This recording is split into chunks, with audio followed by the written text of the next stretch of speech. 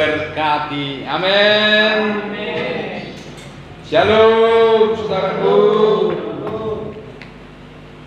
Apa kabar Bapak Ibu, saudaraku semua? Dahsyat luar biasa. Amin, amin, amin, amin. Mari kita bersyukur selalu dalam segala hal. Karena itulah yang dikehendaki Allah bagi kita. Bersyukur. Apapun keadaannya, bersyukur saja Ibu Bapak. Maka pertolongan akan datang tepat pada waktunya. Mari kita baca firman Tuhan dalam Matius pasal 24.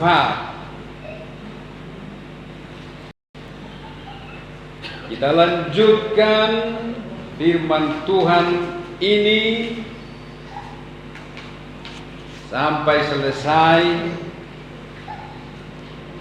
ayat 12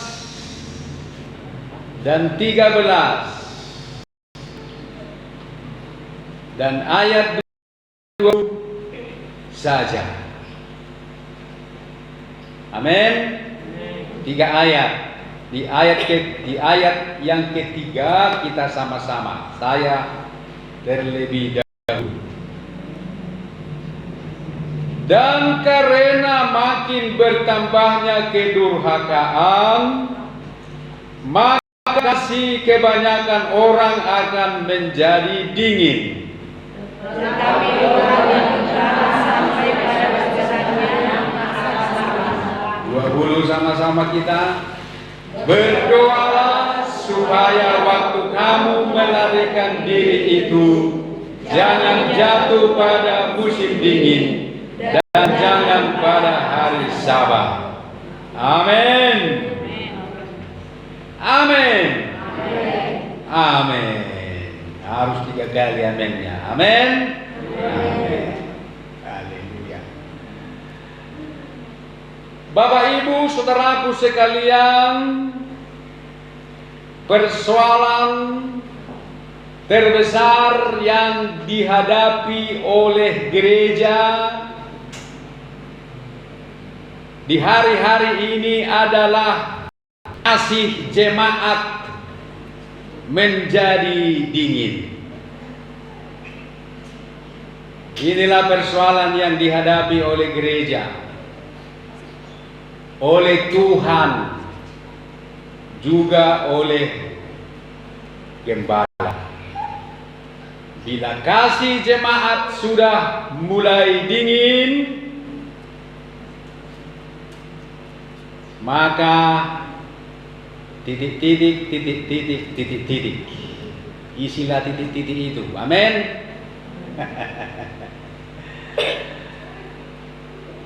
Oleh karena itu,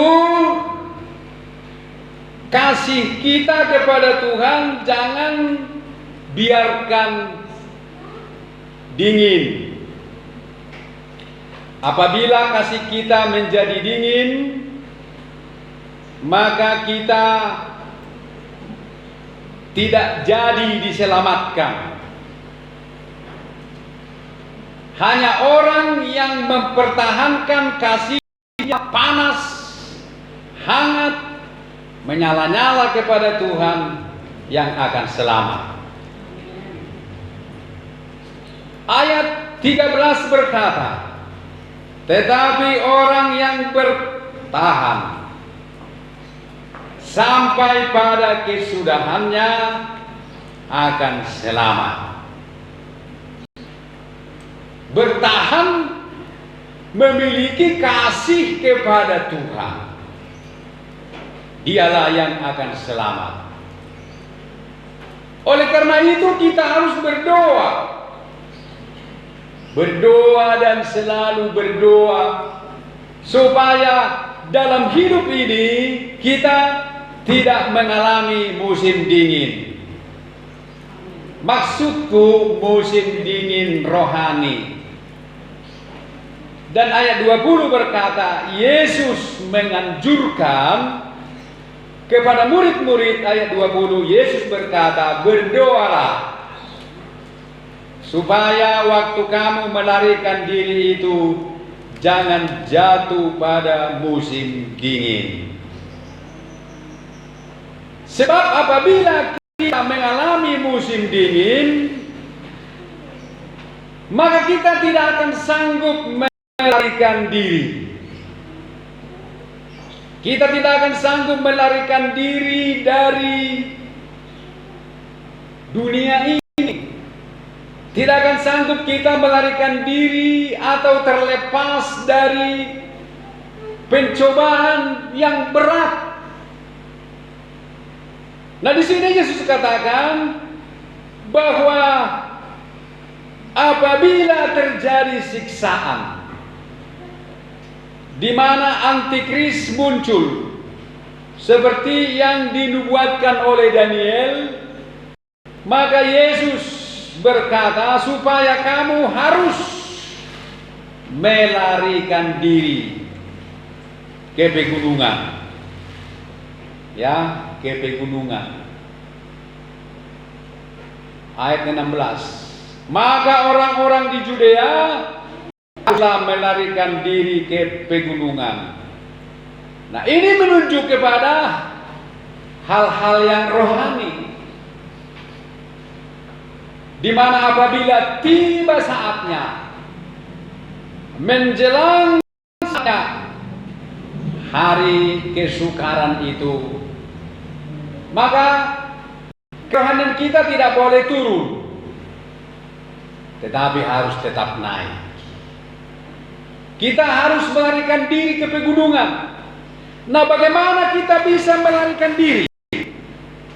Apabila musim dingin, tidak bisa. Nah, kita pun tidak akan bisa mempertahankan iman kita, tidak akan bisa kita berlari meninggalkan segala rintangan apabila kasih kita dingin. Apabila kasih kita dingin, kita tidak akan mampu menghadapi pencobaan ini, menghadapi persoalan yang kamu alami sekarang. Pada musim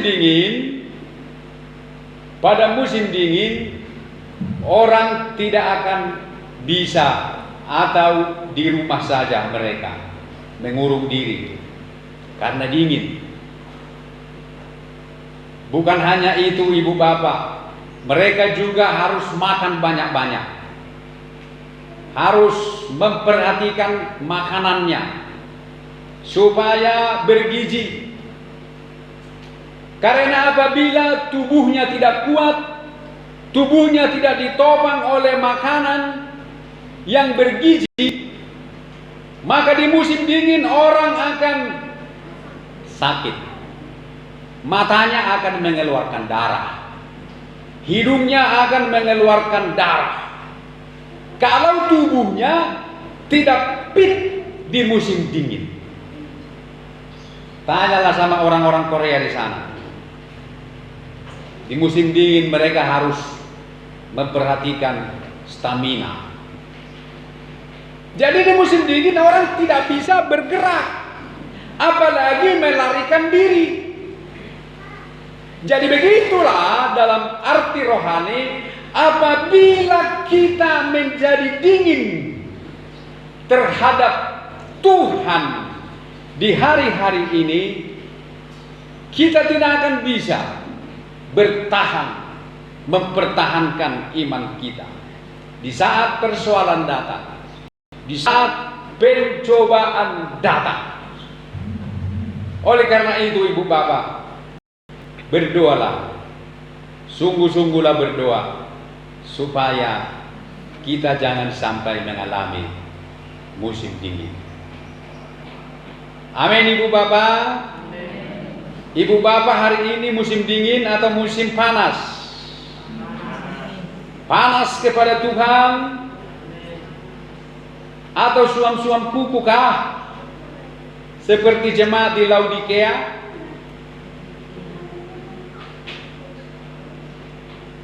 Nah, bagaimanakah caranya supaya kita tidak mengalami kasih menjadi dingin?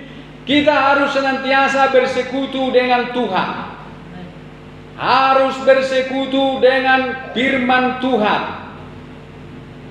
Harus bersekutu dengan Roh Kudus. Ibu bapak selalu bersama dengan Roh Kudus setiap hari. Selalu meminta Roh Kudus memenuhi setiap hari. Hanya Roh Kuduslah penolong bagi kita. Tanpa Roh Kudus kita akan menjadi bosan dan jenuh. Jadi bila ada di antara saudara yang bosan dan jenuh beribadah, ketahuilah Roh Kudus tidak ada padamu. Amin. Yang bosan, kalau kita jenuh, bosan, malas, tidak suka beribadah, ketahuilah Roh Kudus telah meninggalkanmu. Roh Kudus inilah yang membuat kita berapi-api. Apabila orang kasihnya menjadi dingin, kesukaannya hanya dia Tuhan. Beribadah pun setiap hari tidak menjadi berat baginya. Amin. Boleh kita coba setiap minggu, setiap hari kita buka ibadah. Keberatan? Tetapi bila kita memiliki kasih yang menyala-nyala, roh yang menyala-nyala kepada Tuhan, kita tidak akan malas beribadah. Kita tidak akan keberatan beribadah. Tetapi bila kasih sudah menjadi dingin, sekali seminggu pun beribadah terasa berat sekali. Itulah ciri-cirinya. Apakah itu ada padamu, ada padaku, hanya Tuhan yang tahu. Nah, minggu lalu kita sudah mendengar bagaimanakah supaya kasih kita tidak menjadi dingin. Selain berdoa, selain membaca firman Tuhan, selain bersekutu dengan Roh Kudus, kita juga harus mempersembahkan korban. Mengapa harus mempersembahkan korban? Mengapa harus ada korban persembahan kepada Tuhan? Karena api akan menyala bila ada korban yang dibakar. Kalau kita belajar dari tabernakel dalam Taurat Musa, di mana bangsa Israel diatur oleh Tuhan cara-cara mempersembahkan korban, yaitu bahwa korban harus dibakar. Korban harus dibakar dan dibakar dengan api. Bila korban sudah habis dimakan api, maka api pun akan padam. Dan bila api menyala, maka hangat dan panaslah situasi. Hangat dan panaslah tempat itu, dan korban itu pun terbakar habis. Apabila korban tidak ada, maka api pun berhenti menyala. Jadi kita harus memperhatikan korban persembahan kita kepada Tuhan. Itulah yang akan membuktikan dan akan membuat kasih kita kepada Tuhan tetap menyala.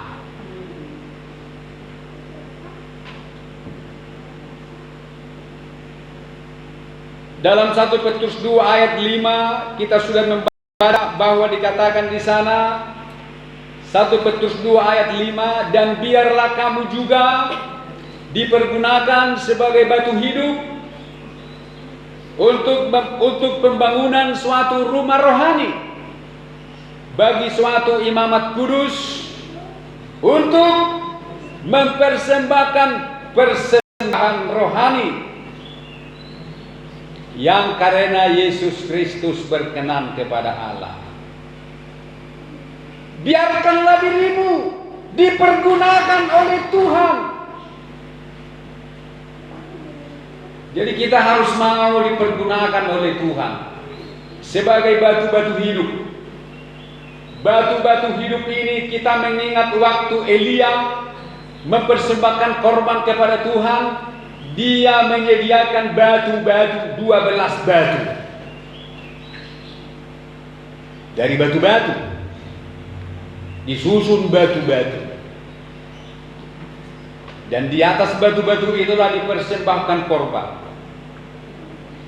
Dan korban Elia pun berkenan kepada Tuhan. Tuhan berkenan kepada dia. Sama seperti Kain dan Habel, hidupnya ditentukan oleh persembahannya. Amin. Kain dan Habel hidupnya ditentukan oleh korban persembahannya. Mengapa Habel berkenan kepada Tuhan? Karena persembahannya. Mengapa Kain ditolak oleh Tuhan, tidak berkenan kepada Tuhan? Juga karena persembahannya tidak menyukakan hati Tuhan. Oleh sebab itu hidup kita ditentukan oleh persembahan kita.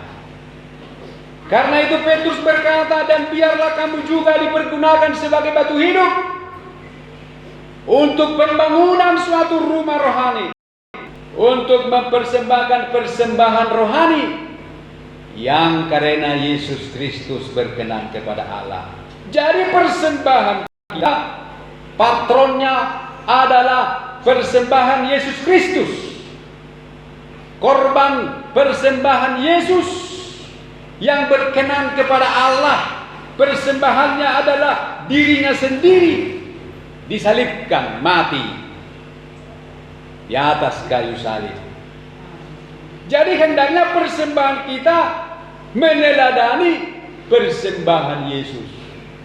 Kita harus upayakan persembahan hidup kita, persembahan yang berkenan kepada Tuhan.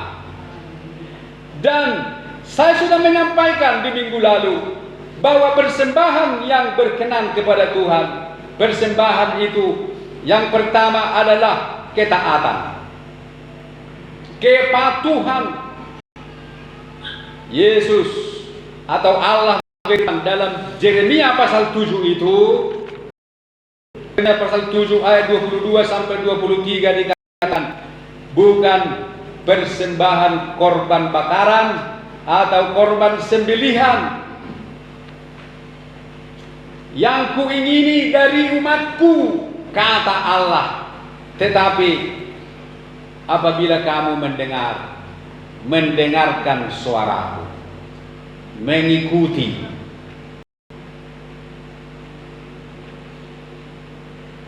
Jadi apa ibu bapak persembahan kita yang akan membuat roh kita menyala-nyala dan terus menyala-nyala kepada Tuhan? Kita harus mempersembahkan ketaatan kepada Tuhan. Korban kepatuhan, korban ketaatan. Kita baca Yeremia 11 ayat 7. Ini Yeremia 11, bukan Yeremia 7 lagi ya. Yeremia 11 ayat 7 berkata begini, tetapi mereka tidak mau mendengarkan ataupun memperhatikannya, melainkan mereka masing-masing mengikuti kedegilan hatinya yang jahat. Maka aku telah mendatangkan ke atas mereka segala perkataan perjanjian ini yang telah kuperintahkan dipegang, tetapi mereka tidak memegangnya. Nah, inilah yang tidak disukai oleh Tuhan, ketidaktaatan. Tetapi persembahan yang diinginkan oleh Tuhan ketika kita mau taat, mau dengar-dengaran, amat terlebih taat beribadah. Amin. Amin. Taat beribadah. Bapak Ibu saudaraku sekalian, ketaatan kita diukur saat kita menghadapi kesulitan. Ketaatan kita terbukti saat kita menghadapi kesulitan. Untuk taat mudah-mudah dan sulit-sulit, gampang-gampang sulit. Mengucapkannya mudah, tapi melakukannya sangat sulit. Ketaatan ini menentukan masa depan kita. Walaupun kita sudah dipilih dan dipanggil Allah, ditentukan dan ditetapkan, tetapi bila kita tidak taat, pada akhirnya kita juga akan ditolak. Kita melihat bagaimana Raja Saul, oleh karena ketidaktaatannya, maka dia pun akhirnya ditolak oleh Tuhan. Iya, Raja Saul. Bukankah dia yang dipilih oleh Allah? Bahkan Allah telah bertekad di hatinya. Ingat kata-kata saya ini. Allah sudah bertekad di hatinya mau menjadikan Raja Saul selama-lamanya menjadi raja. Tetapi akhirnya dia ditolak oleh Tuhan, ditolak menjadi raja oleh karena dia tidak patuh, tidak taat kepada firman Tuhan. Apa rupanya kesulitan daripada Raja Saul? Ketika dia terjepit, saat musuh datang menyerang, rakyat pun sudah berserak-serak, sudah porak-poranda dan hampir-hampir meninggalkan Raja Saul. Tetapi Raja Saul takut kehilangan rakyat, maka dia akhirnya pun melanggar firman Tuhan. Dia tidak taat. Akibat ketidaktaatannya ini menimbulkan marah yang sangat besar dari Samuel. Dan di sanalah Samuel menyampaikan kepada Raja Saul tekadnya Tuhan dari mulanya bagi Saul. Tetapi semuanya sudah hancur oleh karena dia tidak taat. Mari kita baca dalam 1 Samuel pasal 13. 1 Samuel pasal 13 ayat 8.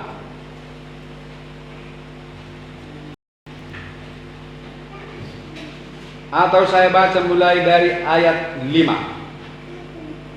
Adapun orang Filistin telah berkumpul untuk perang melawan orang Israel dengan 3.000 kereta, 6.000 orang pasukan berkuda dan pasukan berjalan kaki, sebanyak pasir di laut. Mereka bergerak maju dan berkemah di Mikmas di sebelah timur Bet Awen.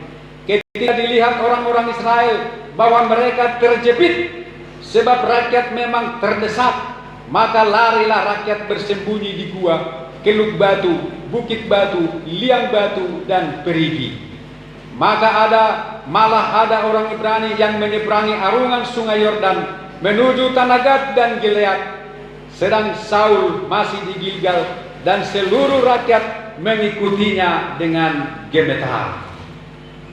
Ia menunggu 7 hari lamanya sampai waktu yang ditentukan. Tetapi ketika Samuel tidak datang ke Gilgal, mulailah rakyat itu berserak-serak meninggalkan dia. Sebab itu Saul berkata, bawalah kepadaku korban bakaran dan korban keselamatan itu. Lalu ia mempersembahkan korban bakaran.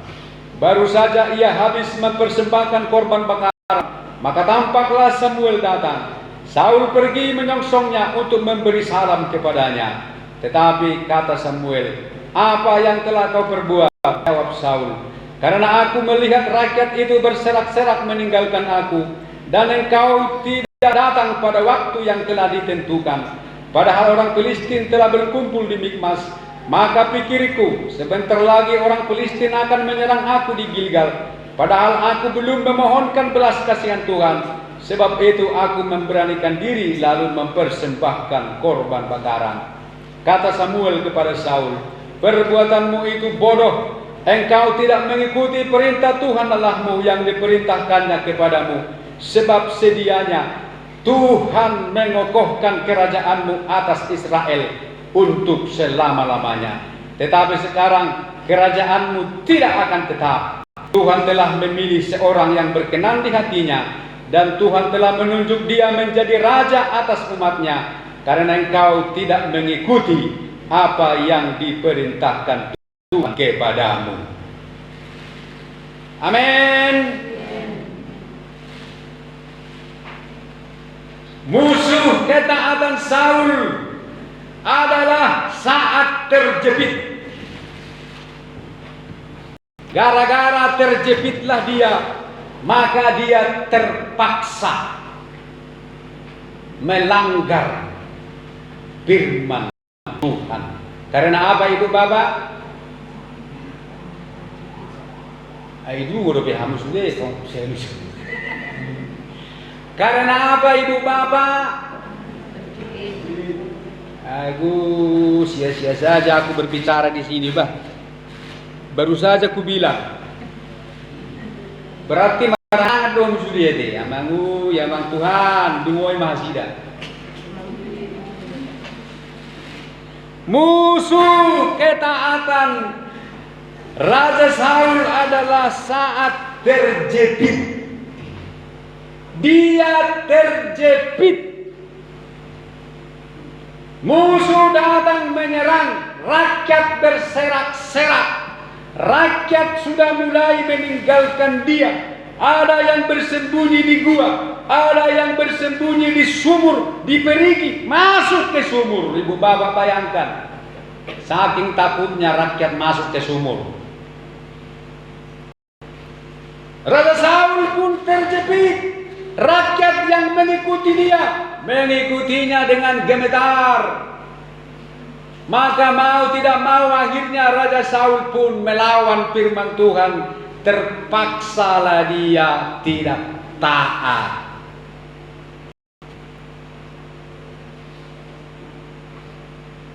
Sering kita seperti ini. Terpaksa kita berdosa. Terpaksa kita mencuri. Terpaksa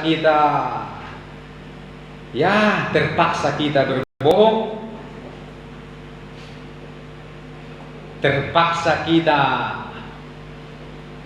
ke dukun.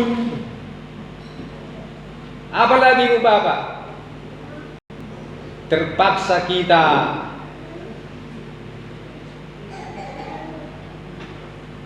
madobabegu. Contohnya, terpaksa karena terjepit, sehingga ketaatan kita kepada firman Tuhan kita langgar karena terpaksa, karena terjepit, karena persoalan, karena masalah, karena kesulitan, karena nyawa ada di ujung tanduk. Sepertinya apa yang dilakukan Raja Saul ini tidak menjadi masalah, tidak menjadi persoalan. Itu sah-sah saja. Memang Samuel kok yang lama datang. Sudah ditetapkan 7 hari, tetapi Samuel gak datang-datang. Maka wajarlah Saul melanggar firman Tuhan. Tidaklah boleh dia dipersalahkan dalam hal ini, bukan Ibu Bapak. Apa yang dilakukannya kan benar, karena memang sudah terjepit.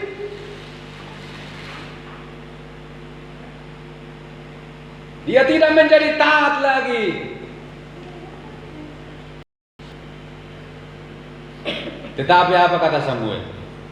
Perbuatanmu ini bodoh. Bodoh. Engkau tidak mengikuti perintah Tuhan. Bodoh. Tetap salah. Saul tetap salah. Walaupun tindakannya sepertinya untuk menolong bangsa itu, tetapi tetap salah. Saul tidak sabar. Gara-gara tidak sabar menunggu waktu yang ditentukan Tuhan. Gara-gara tidak sabar menunggu kedatangan Nabi Samuel.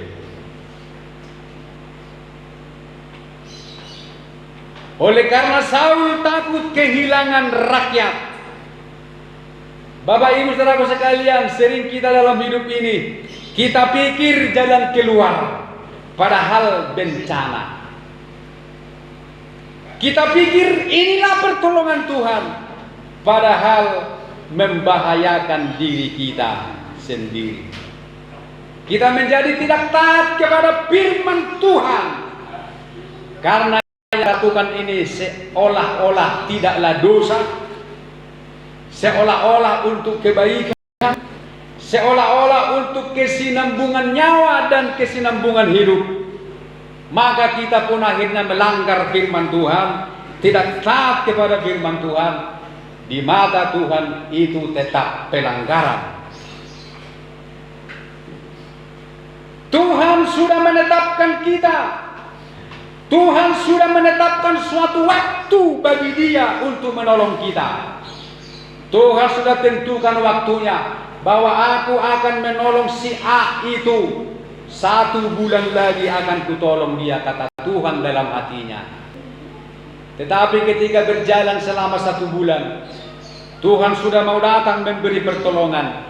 Dia lihat kita sudah tidak di tempat lagi. Dia lihat kita sudah bergeser dari tempat itu, maka pertolongan pun akhirnya dibawa kembali ke sorga. Tuhan sudah menetapkan Saul. Coba kita baca dalam ayat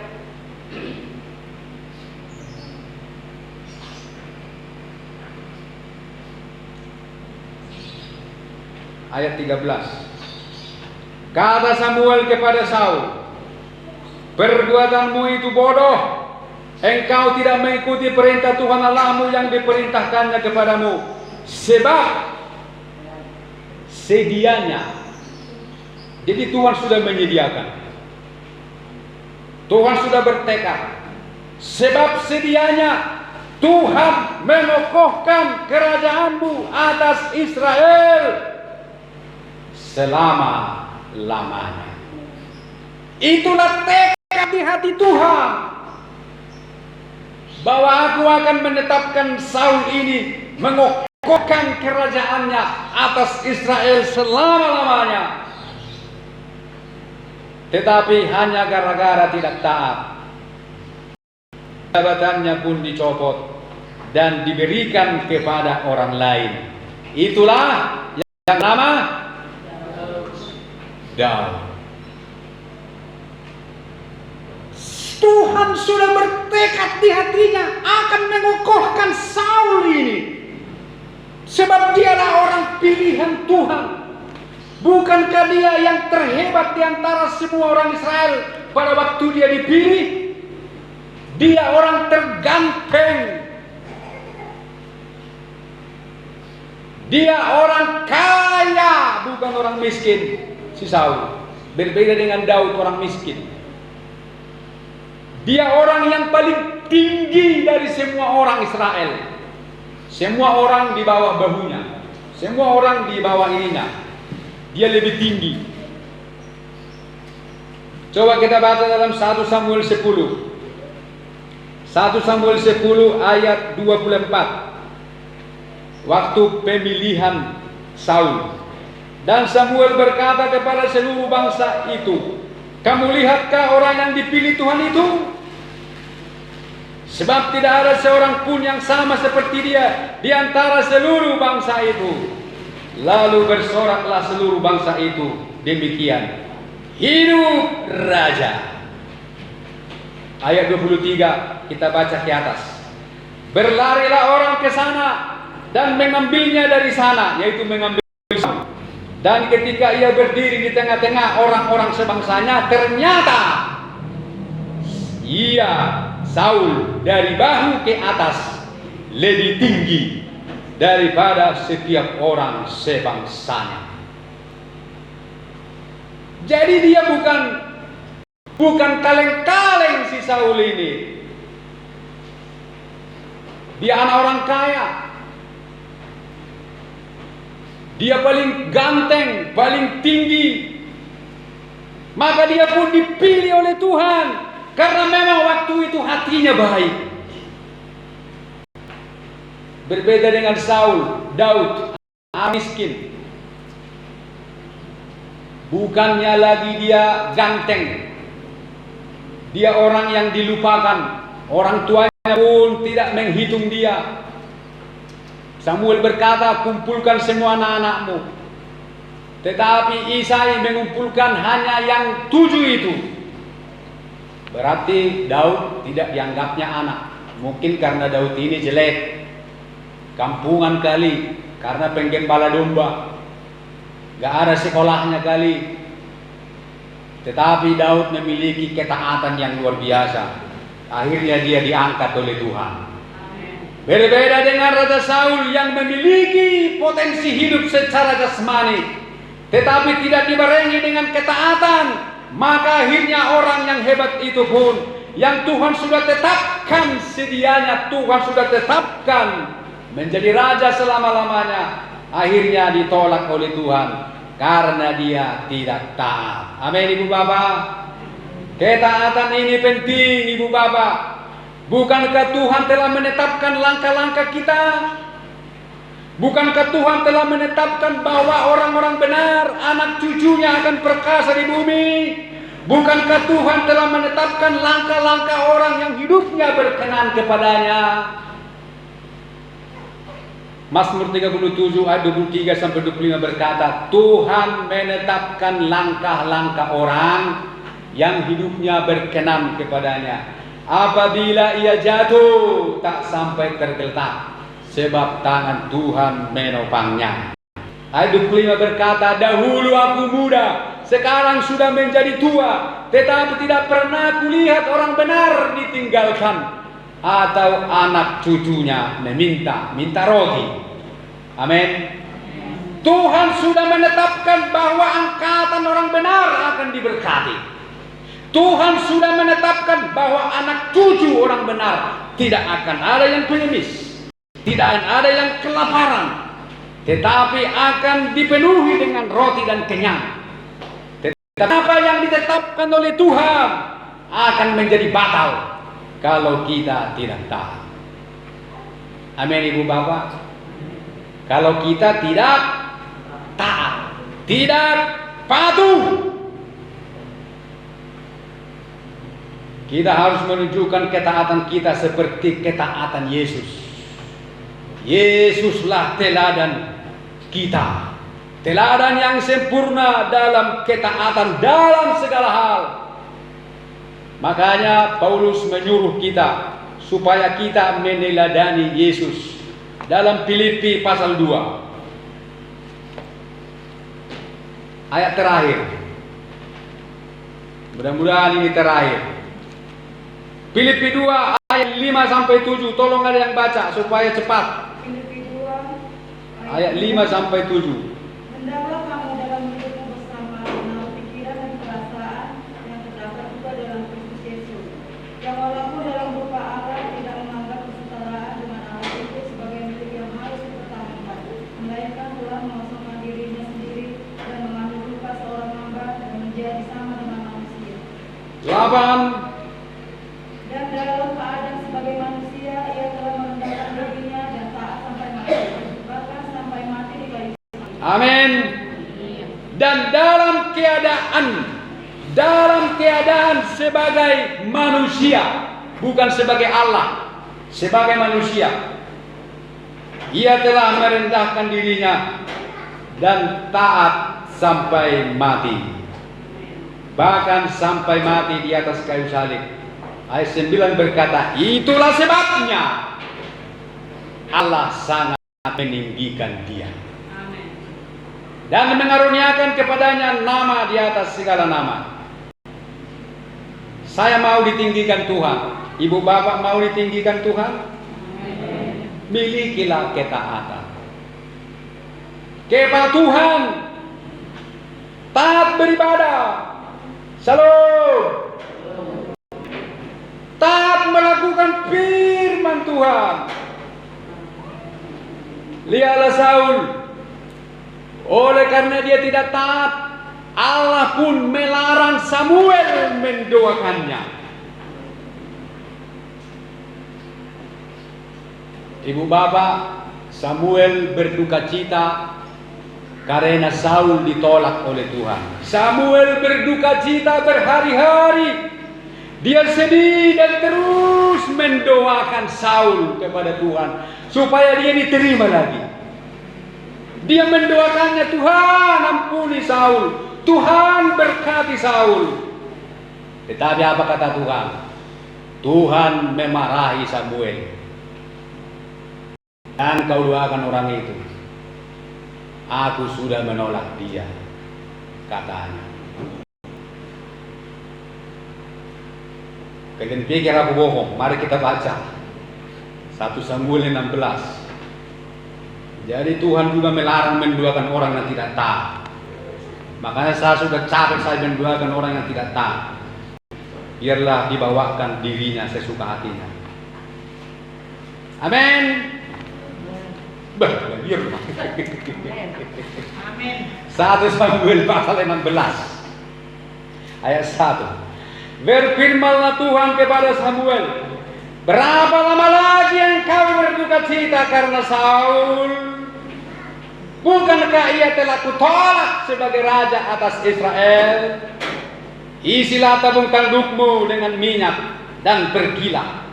Aku mengutus engkau kepada Isai, orang Bethlehem itu, sebab di antara anak-anaknya telah kupilih seorang raja bagimu. Ya, kalau ibu bapak membaca ini mungkin tidak tahu, tapi kalau saya membaca ini saya tahu, saya bisa lihat bahwa Tuhan melarang Samuel, jangan kau doakan dia lagi.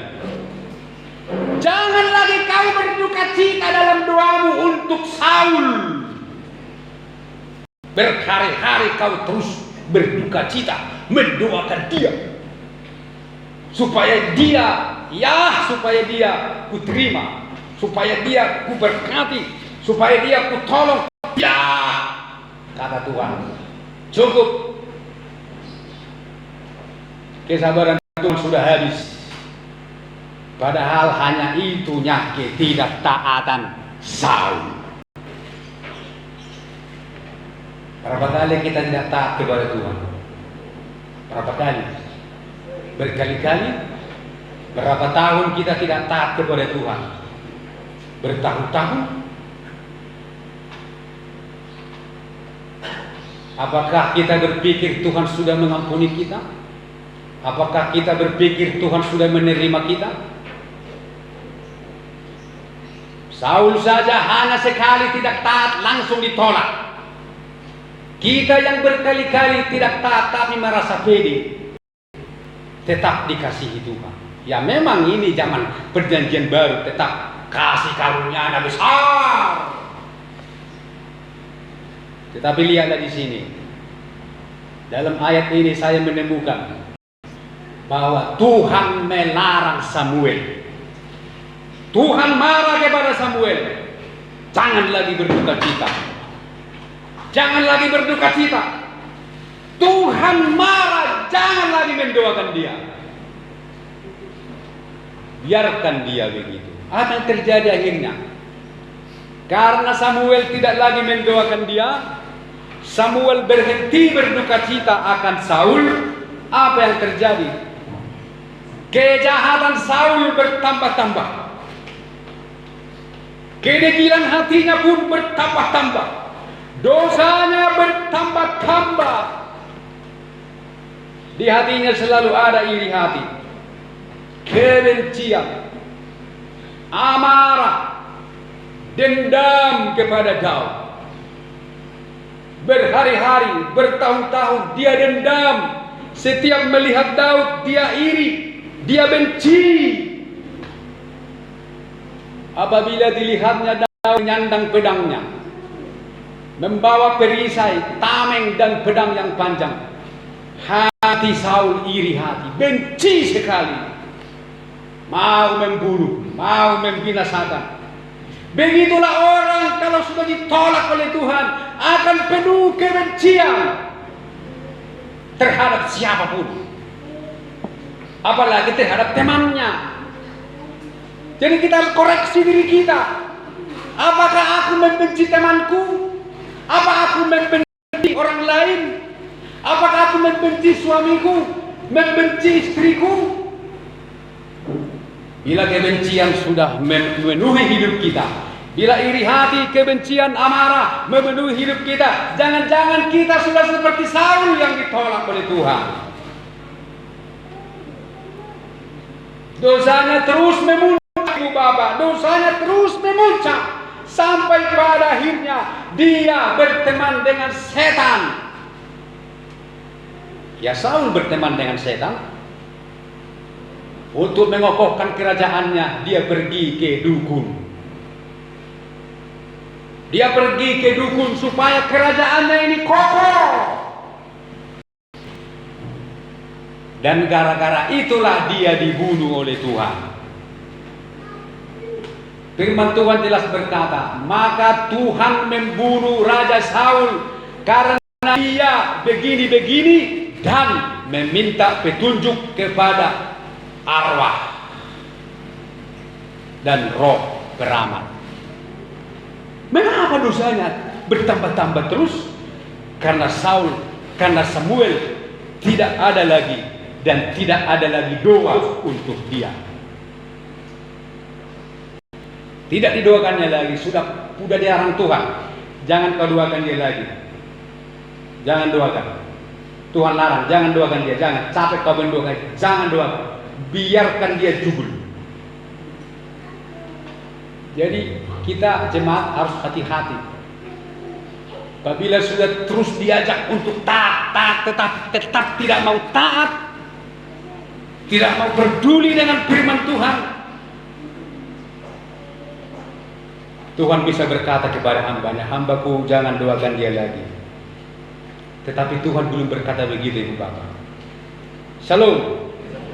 Tuhan masih penuh kasih. Amin. Amin. Ini hanya wanti-wanti saja. Firman Tuhan tidak asal datang. Jangan dia lagi. Jangan berduka cita dia lagi. Karena pemimpin-pemimpin, gembala-gembala berduka cita, mengeluh melihat jemaat yang tidak mau taat. Makanya Paulus berkata dalam Ibrani 13, taatilah pemimpinmu, sebab dialah yang berjaga-jaga atas nyawamu. Atau mari kita baca lah, Ibu Bapak.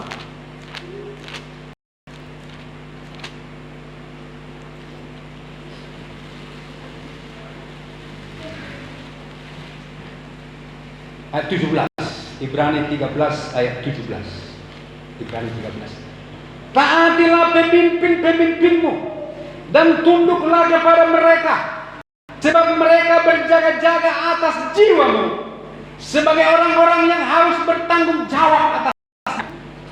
Dengan jalan itu mereka akan melakukannya dengan gembira, bukan dengan keluh kesah, sebab hal itu tidak akan membawa keuntungan bagimu.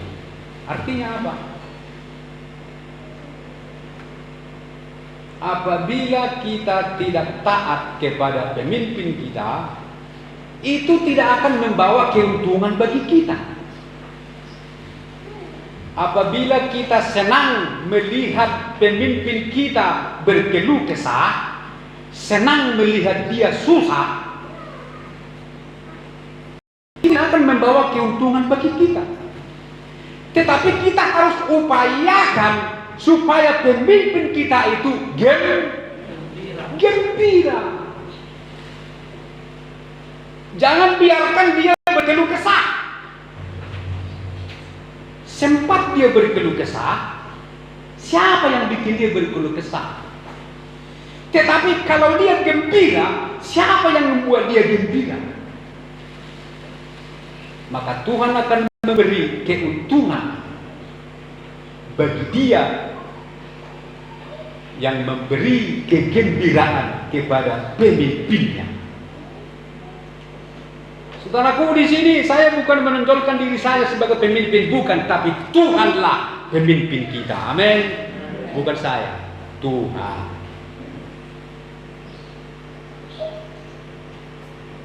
Karena itu, persembahan kita yang paling menyukakan Tuhan adalah ketaatan kita. Dengan taatnya kita, itu akan membuat kasih kita kepada Tuhan tidak akan dingin, tetapi hari datang kepada hari akan mencapai puncaknya. Tetaplah taat dalam segala situasi. Mari kita bangkit berdiri, Bapak Ibu. Kita angkat pujian. Ku tak dapat lupakan kebaikan yang kuterima.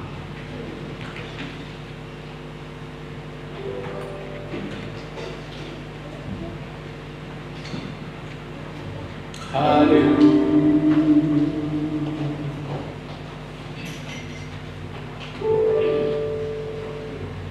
Terima kasih Tuhan. Kami akan membalas kebaikan-Mu Tuhan dengan memiliki hati hamba, hati yang selalu taat kepadamu, pemimpin kami. Haleluya.